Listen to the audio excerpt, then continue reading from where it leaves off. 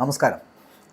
ഉണ്ണിപ്പോറ്റിയുടെ പകയിൽ കത്തിത്തീരുന്ന ശബരിമല, ബൂമറങ്ങായി മാറിയ ഉണ്ണിയുടെ വെളിപ്പെടുത്തൽ. ആഗോള അയ്യപ്പ സംഗമവുമായി ബന്ധപ്പെട്ട സാമ്പത്തിക ഇടപാടുകളിൽ ദുരൂഹത ഏറെയാണ് എന്ന് പറയാതിരിക്കാൻ കഴിയില്ല. സംഗമത്തിനായിട്ട് തിരുവിതാംകൂർ ദേവസ്വം ബോർഡ് അഡ്വാൻസായി നൽകിയ തുകയെ ചൊല്ലിയും ബാക്കി നിൽക്കുന്ന കുടിശ്ശികയെ ചൊല്ലിയും ബോർഡ് പ്രസിഡന്റ് KJ കുമാറും ഓഡിറ്റ് റിപ്പോർട്ടും തമ്മിൽ വലിയ വൈരുദ്ധ്യമാണ് നിലനിൽക്കുന്നത്. ആർക്കും കൃത്യമായി പറഞ്ഞറിയിക്കാൻ കഴിയാത്ത വണ്ണം അന്തരം. സംഗമത്തിനായിട്ട് ബോർഡ് അഡ്വാൻസായി നൽകിയത് 3 കോടി രൂപ. ഈ 3 കോടി രൂപ മാത്രമാണ് ഈ തുക ബോർഡിന് തിരിച്ചു കിട്ടിയിട്ടുണ്ട് എന്നൊക്കെ KJ കുമാർ അവകാശപ്പെടുമ്പോഴും, എന്നാൽ ബോർഡ് 5 കോടി രൂപ നൽകിയെന്നും അതിൽ 3 കോടി രൂപ മാത്രമാണ് തിരികെ ലഭിച്ചതെന്നാണ് സ്പെഷ്യൽ കമ്മീഷണർ ഹൈക്കോടതിയിൽ നൽകിയ ഓഡിറ്റ് റിപ്പോർട്ടിലുള്ളത്. ഈ റിപ്പോർട്ടിൽ വസ്തുതാപരമായിട്ടുള്ള പിഴവുകളുണ്ട് എന്നും ദേവസ്വം ബോർഡുമായി ചർച്ച നടത്താതെയും കണക്കുകൾ ഒത്തുനോക്കാതെയും തയ്യാറാക്കിയ റിപ്പോർട്ടാണ് ആശയക്കുഴപ്പത്തിനിടയാക്കിയത് എന്നും ദേവസ്വം പ്രസിഡന്റ് വാദിക്കുന്നുണ്ട്. അതേസമയം കുടിശ്ശിക സംബന്ധിച്ച കണക്കുകൾ ഭീമമാണ്. അയ്യപ്പ സംഗമത്തിന് ആകെ 6,32,00,000 രൂപ ചെലവായി എന്നാണ് ഓഡിറ്റ് റിപ്പോർട്ട് വ്യക്തമാക്കുന്നത്.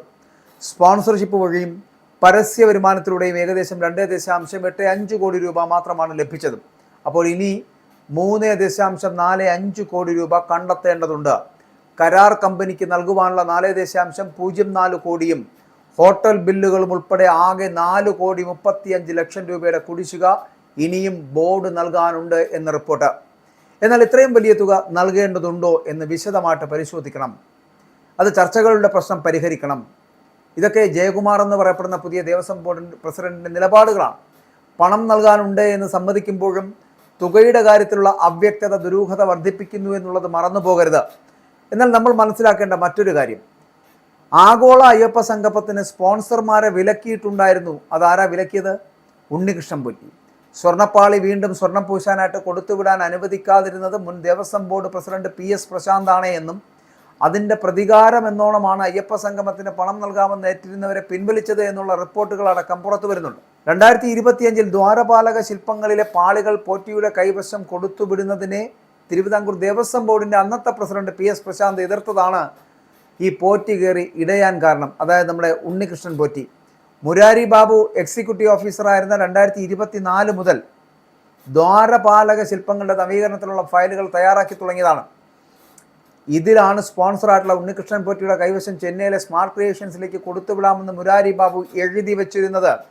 അപ്പോൾ പുറത്തു നിന്നുള്ള വ്യക്തിയുടെ കൈവശം കൊടുത്തുവിടുവാൻ കഴിയില്ല എന്ന് പ്രശാന്ത് നിലപാടെടുത്തു. പോറ്റി സമ്മർദ്ദം ചെലുത്തിയെങ്കിലും ദേവസ്വം ഉദ്യോഗസ്ഥരാണെന്ന് അത് കൊണ്ടുപോയത്. അസംതൃപ്തനായിട്ടുള്ള പോറ്റി ഗോവർദ്ധൻ അടക്കമുള്ള കർണാടകയിൽ നിന്നുള്ള സ്പോൺസർമാരെ അയ്യപ്പ സംഗമത്തിൽ സഹകരിക്കുന്നതിൽ നിന്ന് പിൻവലിച്ചു. ഇതോടെ എന്ത് സംഭവിച്ചു? ബോർഡ് പ്രതിസന്ധിയിലായി. അപ്പോൾ എന്താ ഉണ്ടായത്? ധനലക്ഷ്മി ബാങ്ക് 2 കോടിയും കേരള ബാങ്ക് 84.75 ലക്ഷവും നൽകി.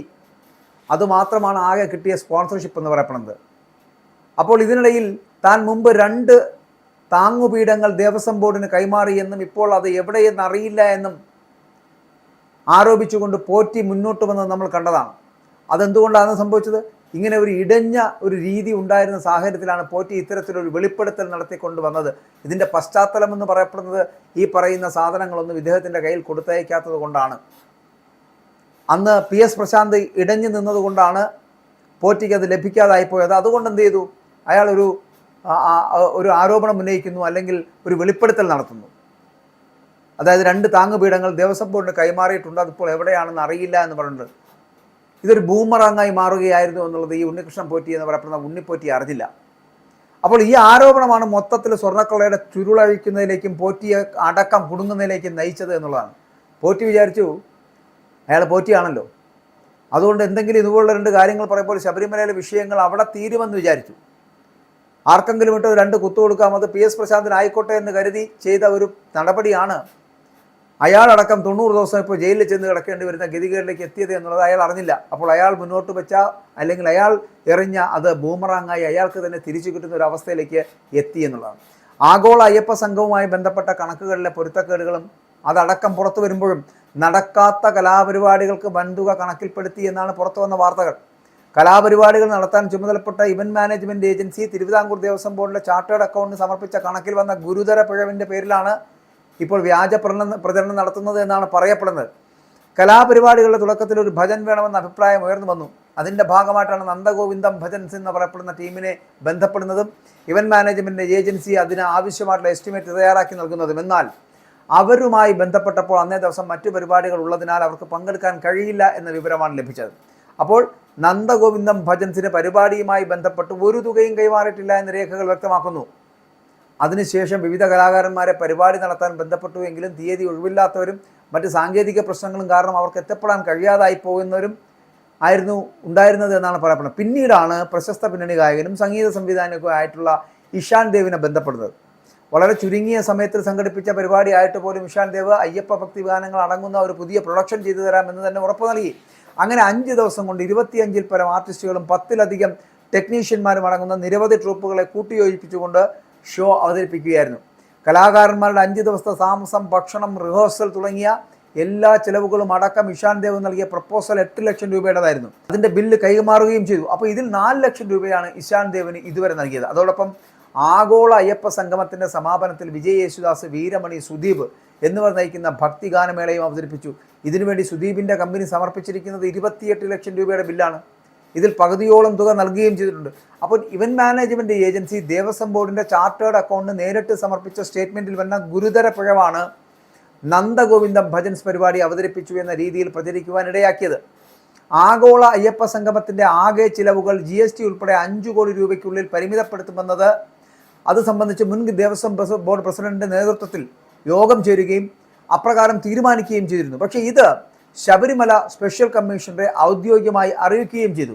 ഇവന്റ് മാനേജ്മെൻറ്റ് ഏജൻസി സമർപ്പിച്ച ബില്ലുകൾ, ഇൻവോയ്സ് എന്നിവയൊക്കെ ചൊവ്വാഴ്ച ചേരുന്ന ദേവസ്വം ബോർഡ് യോഗം പരിശോധിക്കാൻ പോവുകയാണ്. കണക്കുകൾ അന്ന് നിരത്താൻ പോവുകയാണ്. വളരെ കൃത്യമായിട്ടുള്ള കണക്കുകളായിരിക്കും എന്നുള്ള രീതിയിലാണ് മുന്നോട്ട് പോകുന്നത്. ഇവിടെയാണ് ഞാൻ ആദ്യം പറഞ്ഞതുപോലെ ബൂമറാങ്ങായി മാറിയ ഉണ്ണിപ്പോറ്റിയുടെ വെളിപ്പെടുത്തൽ ഇന്ന് ശബരിമലയിലെ സ്വർണ്ണക്കൊള്ളയുടെ എവിടെ വരെ എത്തി നിൽക്കുന്നു എന്ന് ആലോചിച്ച് നോക്കുക. ഉണ്ണിപ്പോറ്റി അങ്ങനെ അത്തരത്തിലൊരു വെളിപ്പെടുത്തൽ നടത്തിയത് അയാളുടെ പകയിലായിരുന്നുവെങ്കിൽ ആ പകയിൽ പക്ഷെ കത്തിത്തീരുന്നത് ശബരിമലയായി പോയല്ലോ എന്നുള്ളതാണ്. അങ്ങനെ ശബരിമലയിലെ സ്വർണ്ണക്കൊള്ളയും എന്ന് പറയപ്പെടുന്നത് ഇത്രത്തോളം രാജ്യാന്തര തലങ്ങളിൽ വരെ ശ്രദ്ധിക്കപ്പെടുന്ന തലത്തിലേക്ക് എത്തുമെന്ന് ചിലപ്പോൾ ഉണ്ണിപ്പോറ്റി പോലും കരുതി കാണില്ല. ഉണ്ണി പോലും കരുതിയത് ഇതൊരു വിഷയവുമായി വന്ന് PS പ്രശാന്തിലേക്ക് മാത്രം ഒതുങ്ങുമെന്നായിരുന്നു. പക്ഷേ അവിടെ നിൽക്കാതെ ആദ്യം അകത്തായത് ഈ ഉണ്ണിപ്പോറ്റി തന്നെയായിരുന്നു.